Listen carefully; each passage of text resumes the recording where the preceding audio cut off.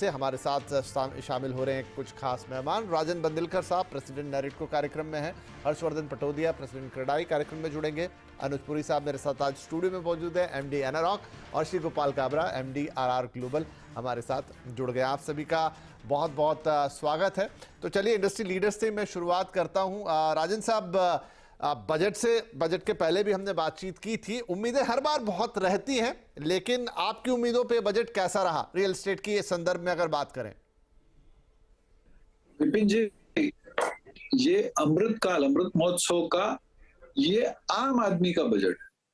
मैं जानता हूं कि रियल एस्टेट वाले उतने खुश नहीं होंगे, लेकिन मैं साफ कहना चाहता हूं कि फरवरी के महीने में आम आदमी को बोनस दिया है निर्मला सीतारमण जी ने और मोदी जी ने। बोनस इसलिए कि जो टैक्स, जो आम आदमी जिसकी तनख्वाह 12 से 15 लाख के अंदर होता है, उसको उसका एक महीने का तनख्वाह जितना टैक्स में रिबेट मिला है। ये बहुत ही बड़ी चीज है, क्योंकि अगर आप देखो तो अपना मेजर पॉपुलेशन इसमें पड़ता है।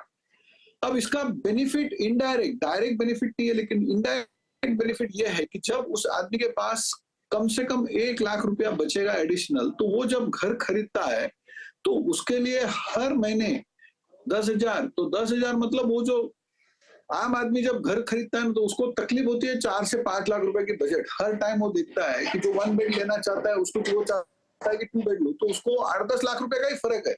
तो 8-10 लाख रुपए की 100% उसको लोन ज्यादा मिले। ये तो पहले मैं कहता हूं कि आम आदमी की तरफ से जो इनडायरेक्ट बेनिफिट हुआ है, डायरेक्ट नहीं हुआ है। अब डायरेक्ट बेनिफिट अगर आप देखो पीएमएवाई में, पीएमएवाई के हमने एक मांग रखी थी, अगर आपको याद होगा तो जब हमने आपसे बात की थी तो हमने बोला कि पीएमएवाई को ये चालू करेंगे, और 100% इन्होंने चालू किया। और मैं आपको यहाँ पर थोड़ा करेक्ट करना चाहता हूँ, इन्होंने 79,000 करोड़ किया है, जो 2/3 पहले से उसको राइज दिया हुआ। ये बहुत ही अच्छी वेलकम हुआ है।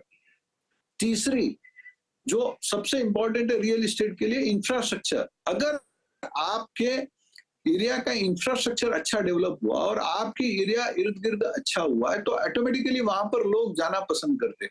अगर आपने देखा होगा तो लोग पहले तो मुंबई में रहते थे, अब मुंबई से एमएमआर में आ गए, पनवेल आ गए, अभी नहीं रायगढ़ डेवलप हो रहा है। ये तो मैं महाराष्ट्र की बात कर रहा हूँ। ऐसे हर एक स्टेट में टायर 2 और टायर 3 सिटीज डेवलप होने लगे हैं।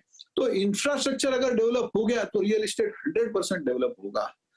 तीसरी बात, जो मिडिल इनकम, मिडिल स्केल और स्मॉल स्केल इंडस्ट्री को जो क्रेडिट गारंटी लिंक स्कीम थी, इसमें 2 लाख करोड़ बहुत होता है, और इसमें भी उन्होंने ब्याज में भी 1% कटौती की है।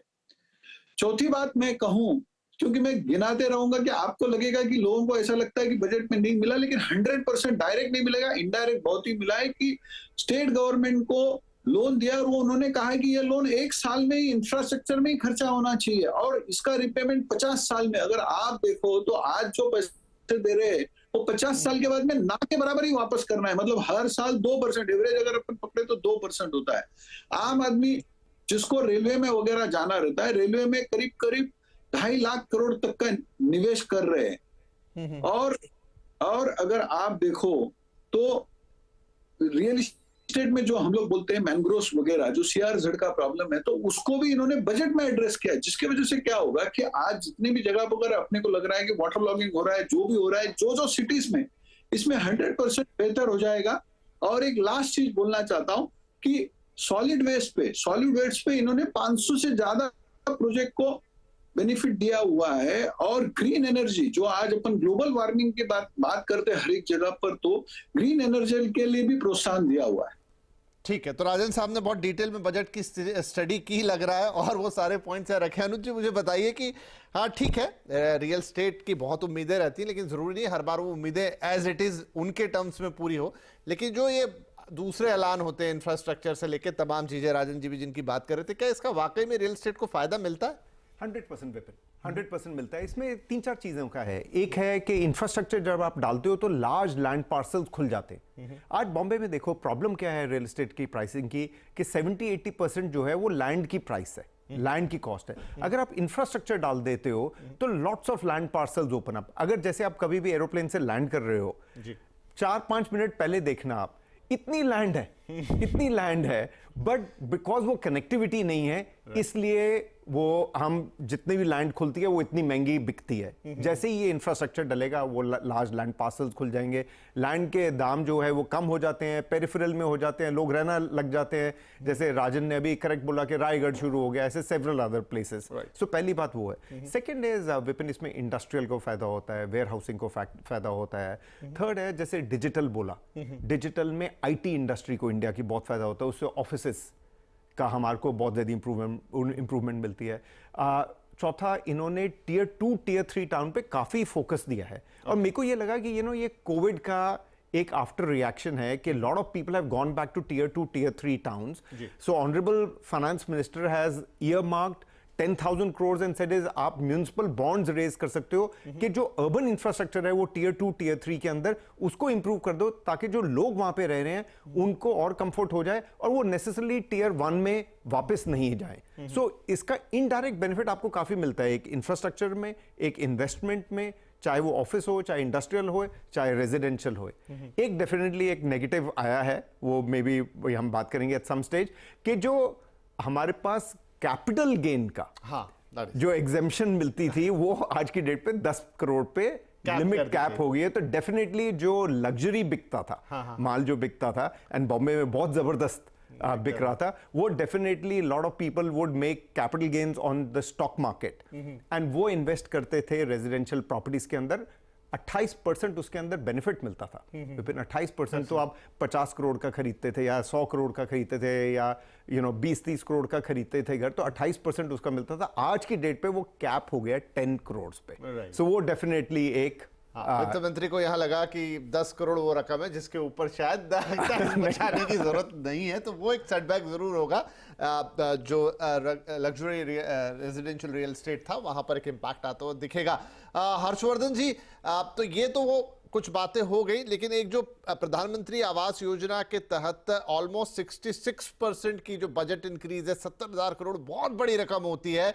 इसका क्या असर देखते हैं आप? क्या इससे इंडस्ट्री को एक नया बूस्ट मिलेगा? और खासतौर पर अफोर्डेबल हाउसिंग जिसकी बात होना थोड़ा कम हो गई थी पिछले 1-2 साल में, वो फिर से उभर कर आएगी?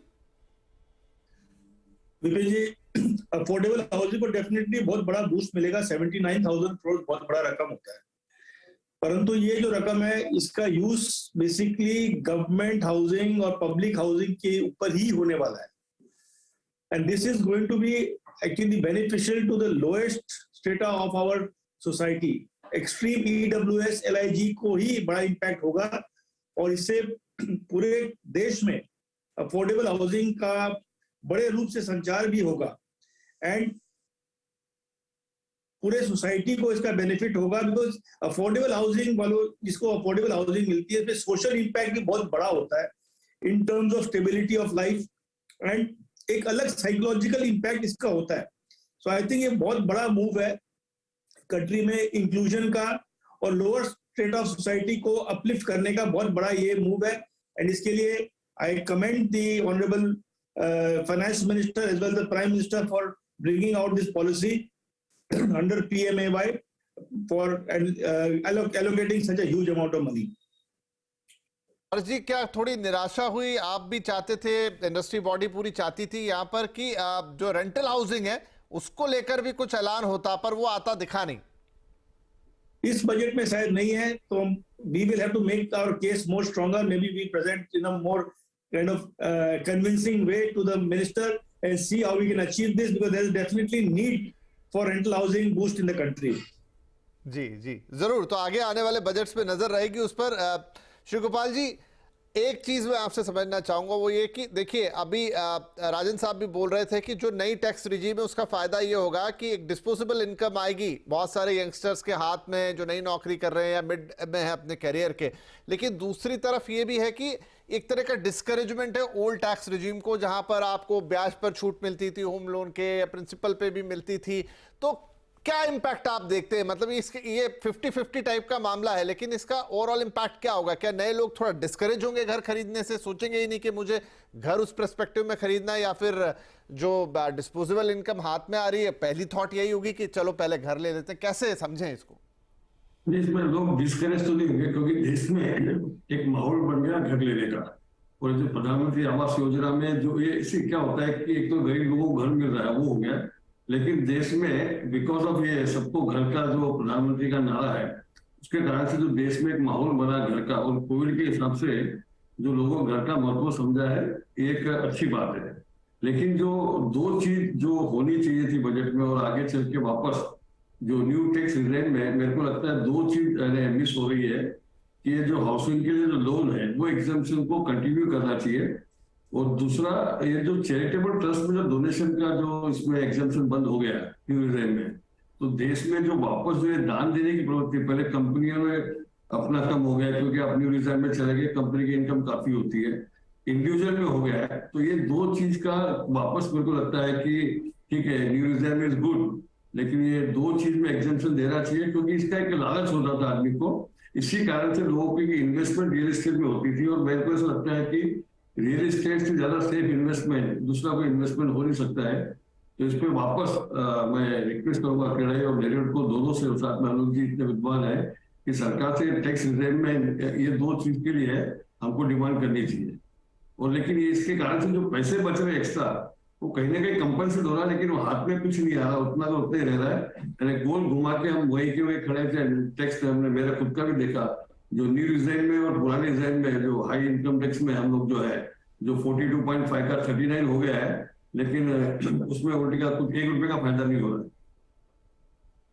जी हाँ, वो कैलकुलेशन है अलग कि जैसे जैसे इनकम के ब्रैकेट ऊपर जाएंगे तो वो डिफरेंस कम होता जाएगा, लेकिन जो न्यू एंट्रेंट्स हैं शायद उनके लिए वो आकर्षक लगेगा। अनुज जी, आप क्या कहेंगे? यही सवाल है, मैं भी इसके बारे में सोच रहा था कि एक तरफ रहता है बहुत सारे लोगों को कि मैं होम लोन लेता हूं और उस पर फिर मुझे टैक्स में बचत होती है, तो वो एक इंसेंटिवाइज करने का तरीका है और शायद एक कैरेट है एक तरीके की, वो हटेगी तो क्या थॉट प्रोसेस थोड़ी बदलेगी? मेरे को लगता है विपिन, जो राजन ने बोला ना बिल्कुल ठीक बोला था उस टाइम पे, कि जैसे डिस्पोजेबल इनकम हाथ में ज्यादा हो जाती है ना, one of the things that they want is वो कंजम्पशन की तरफ मूव जाता है, and one of the things that they want is housing, क्योंकि उसके अंदर पैसा उनके पास ज्यादा बच जाता है। तो द थॉट इज कि ये जो हमारा पैसा बचा, इससे या तो मैं थोड़ा और अपग्रेड कर लूं अपना घर, 1 बेडरूम से 1.5 कर लूं, या 1.5 से 2 बेडरूम कर लूं, या जो रेंट पे होते हैं उनकी हिम्मत हो जाती है कि जाके हम इसको खरीदने लग जाएं। सेकंड है सर कि काफ़ी सोसाइटी जो है ना वो कंप्लाइंट हो जाती है, क्योंकि अभी आप देखिए टैक्स के रिजीम्स कम आ गए, रीजनेबल हो गई, तो काफ़ी सारे लोग जो होते हैं वो इंटाइटल्ड नहीं होते होम लोन के, उनके पास टैक्स की रिटर्न ही नहीं होती है। सो वो सडनली आप बोलेंगे कि भाई ये तो अब बहुत कम है हमारे को टैक्स देना, 20,000, 30,000, 40,000 at the entry level of 7 lakh रुपया, so let's start to do that is, तो वो कंप्लायंस हो जाती है, प्लस हमारे लिए होम लोन उनको दिलवाना आसान हो जाता है। अदरवाइज ऐसे वाले लोगों के लिए जो इकोनॉमिकली वीकर होते हैं या अफोर्डेबल हाउसिंग में होते हैं, biggest problem is not their ability to buy, biggest problem है उनको होम लोन ही नहीं मिलता बिकॉज उनके पास टैक्स रिटर्न्स ही नहीं होती। तो मेरे को ऐसे लगता है कि the second benefit will be is, क्योंकि ये टैक्स के रेट्स नीचे आए तो एंट्री लेवल के लिए लोगों को थोड़ा सा आसान होगा। Third is definitely middle level के लिए, मिड लेवल के अंदर उसके अंदर डिस्पोजेबल इनकम ज्यादा हो जाएगी, तो there is definitely an encouragement.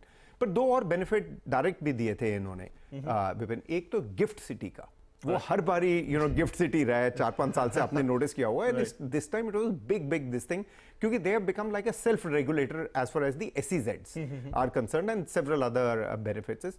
And the other one is REIT के ऊपर। अगर आप फाइन प्रिंट पढ़ेंगे ना तो रीट के ऊपर इंपैक्ट है, जो कैपिटल रिटर्न आती थी उस पर पहले टैक्स नहीं दिया जाता था, अभी वो टैक्सेबल हो गई है as if this is general income to you. So 2 taxes पड़े हैं इस बार। तो ये रीट पे क्या इंपैक्ट डालेगा? ये रीट पे होगा कि आपको अभी पार्टली मिलता था डिविडेंड जिसके ऊपर टैक्स लगता था, पार्टली मिलता था अमोर्टाइजेशन ऑफ योर कैपिटल जिस पे टैक्स नहीं लगता था, अब टैक्स लगेगा उस पार्ट पे भी। तो 2 टैक्स न्यू आए हैं, तो एक है जो 10 करोड़ की कैप हो गई है, और एक है रीट के ऊपर जो आपको कैपिटल रिटर्न मिलती थी from to the unit holder, वो पहले टैक्सेबल नहीं थी। अब यूनिट होल्डर के हाथ पे एज रेगुलर इनकम, अगर मेरी जो टैक्स ब्रैकेट है अगर 35% की है तो मेरे को 35% उसके ऊपर टैक्स लगने लग जाएगा। राइट, तो क्या इससे थोड़ा डिस्करेजमेंट होगा? ये देखने वाली बात होगी, क्योंकि रीट्स को तो प्रमोट करने की बात है, थोड़ा और बढ़ावा देने की बात है, और दूसरी जिस लग्जरी हाउसिंग की हम बात कर रहे थे, क्या उसमें वित्त मंत्री का अपना नजरिया हो सकता है। तो यहाँ एक छोटा सा ब्रेक लेते हैं, ब्रेक के बाद इस चर्चा को आगे बढ़ाएंगे कि यहाँ से ये बजट रियल एस्टेट के लिए और क्या दशा और दिशा तय करेगा, और जिस इम्पैक्ट्स की हम बात कर रहे हैं क्या वो बड़े इम्पैक्ट है, उससे कुछ खास फर्क पड़ने वाला है रियल एस्टेट पर या नहीं, ये सारी बातचीत इस ब्रेक के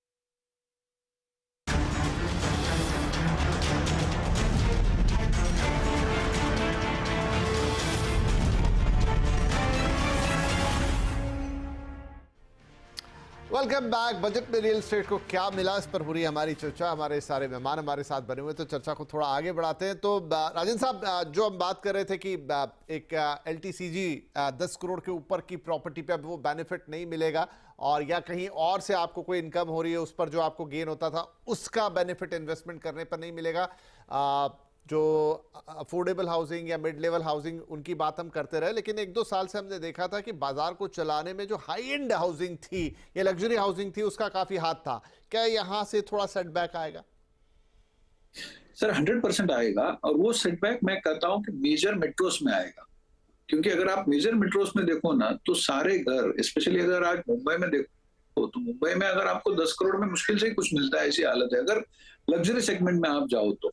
और ये जो मकान जो भी लेते हैं ना, वो लोग अपना इन्वेस्टमेंट को ही एनकैश करके मकान लेते थे, क्योंकि किसी के पास भी हार्ड या लिक्विड कैश कोई नहीं रखता है। तो वो लोग का जो एसेट होगा या शेयर्स होंगे या जो भी इन्वेस्टमेंट होगा, वो इन्वेस्टमेंट को वो लोग लिक्विडेट करते थे और अपना मकान लेते थे। तो आज इसमें इसका डिसएडवांटेज ये है कि लोग जो आज लग्जरी सेगमेंट काफी लोग बना रहे थे ना, तो ये डेवलपर सोचने लग जाएंगे कि और लग्जरी बनाना कम करेंगे, बंद करेंगे या थिंक करके बनाएंगे। लेकिन इसका दूसरा एडवांटेज ये होगा कि जो रेंटल है, कि जब अगर आदमी मकान नहीं खरीदता है तो वो रेंट पे रहता है, क्योंकि जिसको जिस एरिया में रहना है, लग्जरी में रहना है तो लग्जरी में ही रहने वाला है, तो लग्जरी के एरिया में रेंटल्स बढ़ते जाएंगे। ये हो गया लग्जरी की बात। लेकिन जैसे आपने कहा कि हम चाहते थे कि इसमें जब ये लोग 5 ट्रिलियन इकोनॉमी की बात कर रहे हैं, तो नो डाउट ये लोग ने इंफ्रास्ट्रक्चर को भर भर के दिया हुआ है। तो हमारी दरखास्त है और थोड़ी दिल में नाराजगी ये है कि अगर हमने इस टाइम सिर्फ कंज्यूमर के लिए मांगा था कि कंज्यूमर को जो सेक्शन 24 में जो उसको डिडक्शन मिलता है, तो पहले घर के लिए टोटल माफ करना चाहिए, जिसके वजह से 100% जो आदमी घर नहीं लेता हुआ वो भी लेता है। क्योंकि अगर मैंने आपको लास्ट टाइम भी एग्जांपल दिया, अगर एक कोई ऑफिस आप किराए पे मतलब परचेस करते हो और उसका अगर इंटरेस्ट होता है, तो आपको टैक्स में जब आप रिटर्न फाइल करते हो तो उसको पूरा इंटरेस्ट डिडक्शन मिलता है। जबकि आप मकान खरीद रहे हो, और ये मोदी गवर्नमेंट का नारा है कि हाउसिंग फॉर ऑल, हर आदमी के सर के ऊपर वो छत देखना चाहते हैं, तो इसको ये लोग ने 100% करना चाहिए। और एक चीज जैसे हर्ष पतौड़े ने बताया कि हमारे लिए यहाँ पर GST सबसे बड़ा पहलू है। हालांकि GST बजट में नहीं आता है, तो हम सरकार को ये कहेंगे कि आपने बजट में नहीं दिया हमको कुछ, तो हम चाहते हैं कि GST में तो कुछ ना कुछ दो, कि GST में काफी हमारे मांगे हैं। जी, GST वाला पॉइंट हमेशा से आता है, और काबरा जी उस पर अपनी राय भी रखते हैं। काबरा साहब, हालांकि अब GST थोड़ा अलग विषय हो जाता है, बजट से बाहर की चीज हो जाती है, लेकिन क्या वहां से काफी इंपैक्ट पड़ता है और उसको रैशनलाइज करना चाहिए? बिल्कुल करना चाहिए। पहली बात तो पूरी दुनिया में कहीं भी ऐसा नहीं है जहाँ पे, अगर इंग्लैंड में देखें या दुबई कहीं भी देखें, ये GST जो रियल एस्टेट में इनपुट क्रेडिट नहीं मिलता है, ये चेन ही पूरी ब्रेक हो रही है। और इसके कारण से कैश कंपोनेंट्स का जो छोटे गांव में वापस काम चालू हो गया, ये तो गलत है अमेरिका से। और इसके कारण से अनऑर्गेनाइज सेक्टर के जो बिल्डर लोग भी जो माल खरीदते हैं, सस्ता वाला खरीद लेते हैं, अनऑर्गेनाइज सेक्टर खरीदता है, तो इसका पूरा इम्पैक्ट पूरी इकोनॉमी पे और सेफ्टी को देखते हुए काफी पड़ेगा। वापस सरकार से दरखास्त की GST को इसमें इनपुट क्रेडिट देना चाहिए, और GST का जो कुछ भी बढ़िया तरह से कर सके बहुत आवश्यक है। जी, हर्ष जी, आपकी कोई राय इस पर?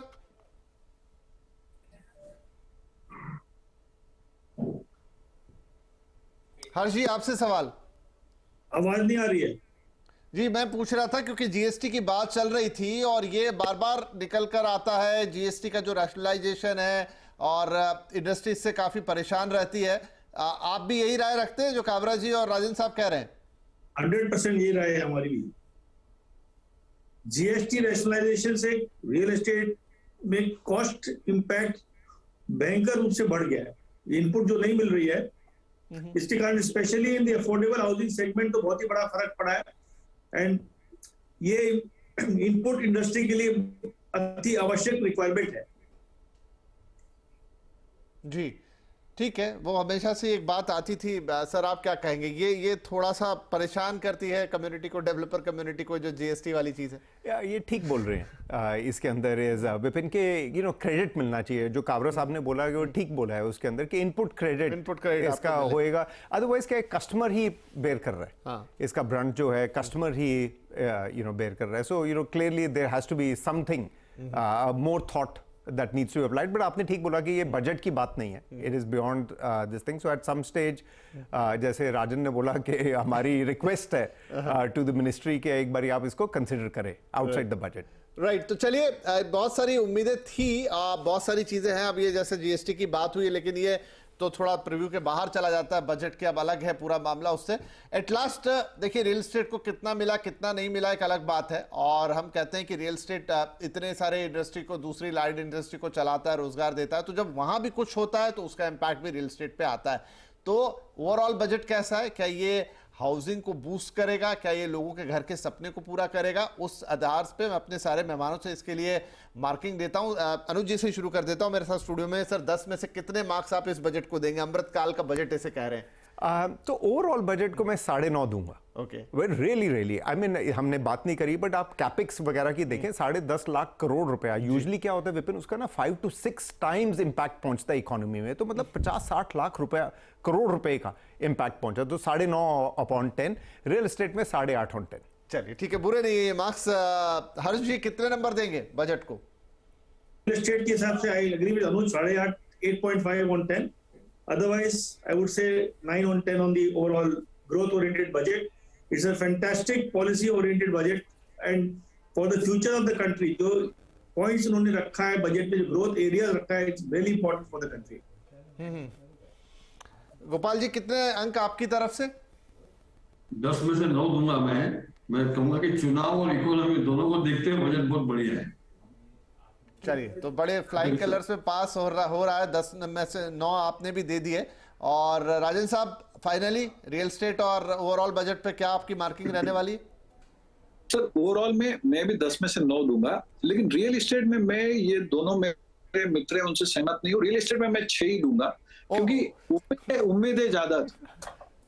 जी, उम्मीदें ज्यादा थी, उस हिसाब से थोड़ा कम हुआ। तो यहाँ राजन साहब ने थोड़ी सी, जिसे कहते हैं ना, टाइट चेकिंग, टाइट मार्किंग कर दी है। 6 से ज्यादा अंक नहीं दिए। बाकी के हमारे जो टीचर्स हैं थोड़े लीनियंट हैं, तो उन्होंने 8.5 के आसपास अंक दे दिए। वेल, तो ओवरऑल इंपैक्ट, चाहे वो आपके इनकम टैक्स से आए, चाहे जैसे कैपेक्स की हम बात कर रहे थे, इतना बड़ा, इतना ह्यूज पैसा, अल्टीमेटली इंपैक्ट तो इकोनॉमी पर ही आना है। साल में आगे बढ़ेंगे तब हम चलेंगे। कुछ चैलेंजेस भी हैं, नो डाउट, इस समय इकोनॉमी के अंदर, वर्ल्ड वाइड ही है, हमारे ऊपर भी वो आते हैं। लेकिन जो रफ्तार रियल एस्टेट ने पकड़ी है, मुझे लगता है कि वो रफ्तार कमोबेश रहेगी आगे, और यहाँ से चलते हुए कुछ और फैक्टर्स रहेंगे, इंटरेस्ट रेट वगैरह, जिससे कुछ चीज़ें डिपेंड करेंगी। लेकिन एक पुश तो देने वाला बजट ये है। रियल एस्टेट की मांगे बहुत थी, चलिए जो मिला वो सही। हर बजट में हर मांग पूरी हो ज़रूरी नहीं है, लेकिन उम्मीद हमारी हमेशा कायम रहती। बहुत शुक्रिया आप सभी मेहमानों का इस कार्यक्रम में शामिल होने के लिए।